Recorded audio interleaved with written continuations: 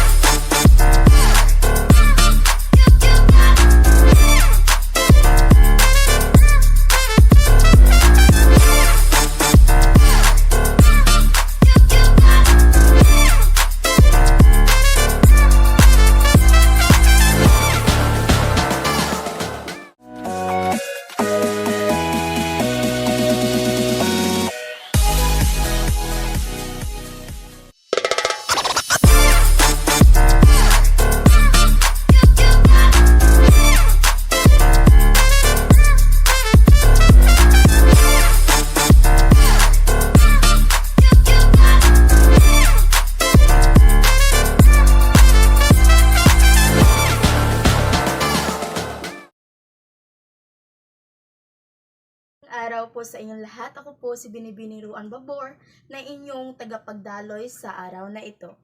Tayo po ay naririto upang saksihan ng isang espesyal na patimpalak na tiyak na magbibigay ng kasiyahan at inspirasyon sa ating lahat. Bago po tayo magsimula, nais ko pong ipaliwanag ang layunin ng ating patimpalak. Una, tuklasin ang bawat talento ng bawat kalahok at pagyamanin ang kanilang kakayahan. Sa araw na ito, makakasaksi po tayo ng iba't ibang pagtatanghal mula sa ating mga kalahok na tiyak na magbibigay ng saya at aliw sa ating lahat. Ngayon naman po ay nais ko pong ipakilala ang ating mga horado para sa araw na ito. Sila po ay nagbibigay ng hatol at magpapasya kung sino ang magwawagi sa ating patimpalak. Una, siya po ay isang guro na nagturo sa Bayawan National High School. Siya ay si Binibining Gian Baldado. Pangalawa naman ay siya ay isang businesswoman. Siya ay si Kay Cadalso. Palakpakan natin sila. Handa na po ba kayong makikita ang mga iba't ibang kalahok? Okay? Narito po sila. Unang kalahok, sila po ay magaling sa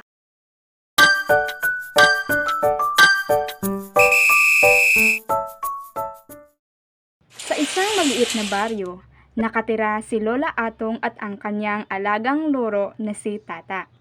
Isang araw, nagpasya silang maglakbay sa kagubatan para maghanap ng mga halamang gamot. Lola Atong, handa na po ba tayong umalis? Oo, Tata. Kailangan nating maghanap ng halamang gamot para sa mga may sakit sa baryo. Pumasok si Kakay nang tumatakbo. Lola Atong, sasama po ako sa inyo. Gusto ko po makita ang kagubatan. O sige, Kakay. Pero kailangan mong sumunod sa akin at mag-ingat. Lumabas sila ng bahay at naglakad papunta sa kagubatan. Habang naglalakbay sila sa kagubatan, nakarinig sila ng kakaibang ingay mula sa likod ng mga puno.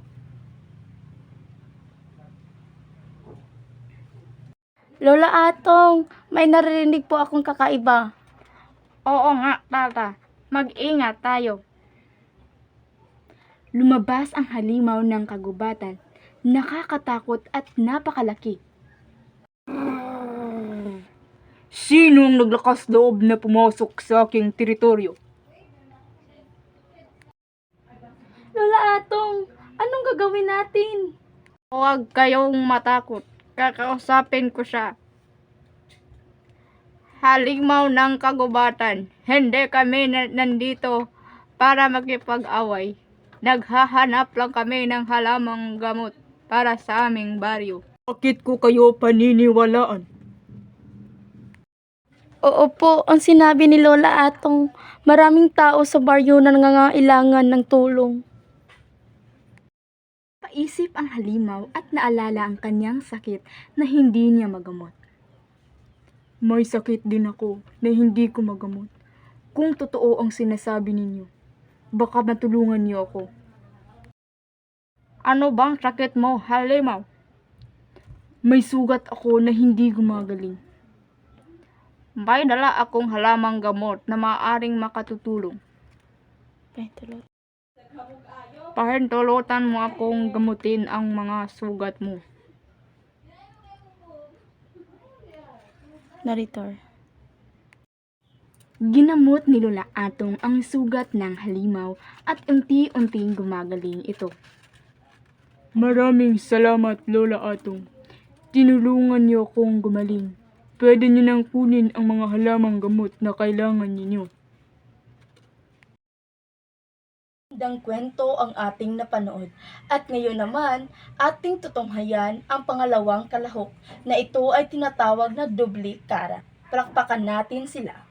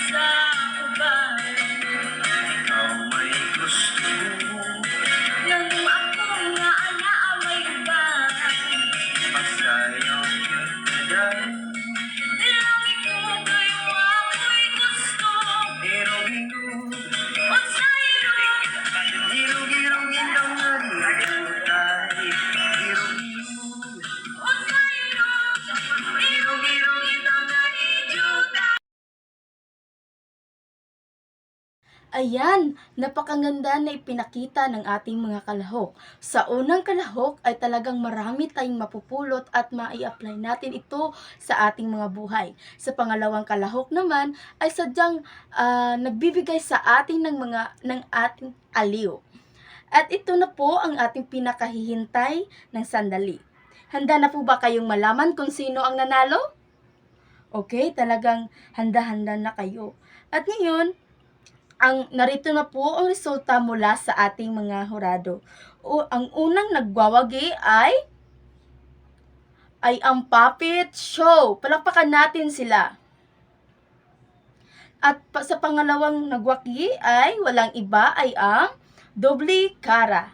At ayan, bigyan natin sila ng palakpak.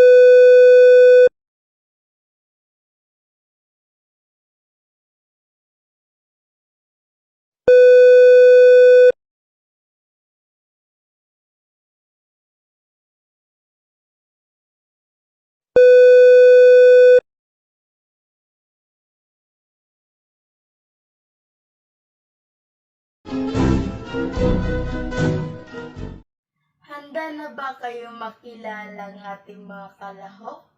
Narito po sila. Unang kalahok. Sila po ay nanggaling sa Himokdungon, Mabinay, Negros Oriental at sila ay nag-aral sa Tara Provincial Community High School. At ngayon, walang iba, sila ay tinatawag na Puppet Talent Show. Palakpakan natin sila. Magandang hapon. Lola Atong, anong gagawin natin? Lola Atong, handa na po ba tayong umalis? Oo, Tata. Kailangan nating maghanap ng halamang gamot para sa mga may sakit sa baryo. At pumasok si Kiko at tumakbo. Just Kiko. Pumasok si Kakay nang tumatakbo. Pangag.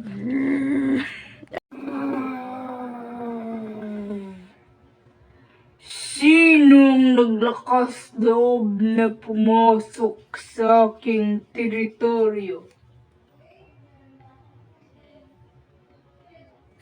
Huwag kayong mag-alala ay matakot. Oo po, ang sinabi ni Lola Atong, maraming tao sa baryo na nangangailangan ng tulong.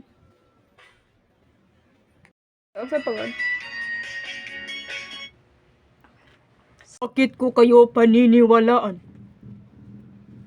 Ano bang sakit mo, Halimaw? May sugat ako na hindi gumagaling. May dala akong halamang gamot na maaaring makatutulong.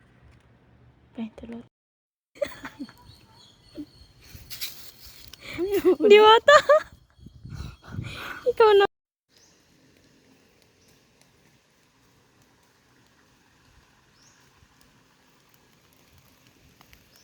Sige, Kiko. O sige, Kakay. Pero kailangan mong sumunod sa akin at mag-ingat.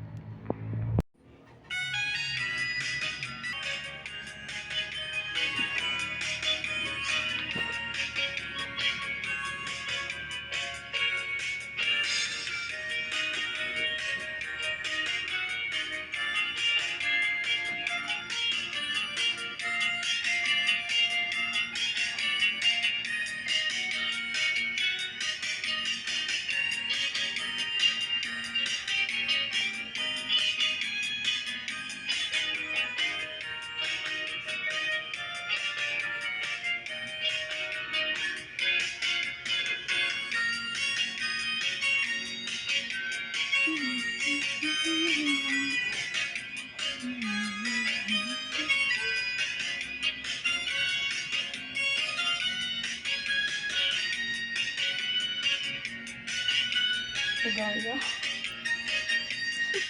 Lembut na. Ay, kuha naman din yung kunya sa.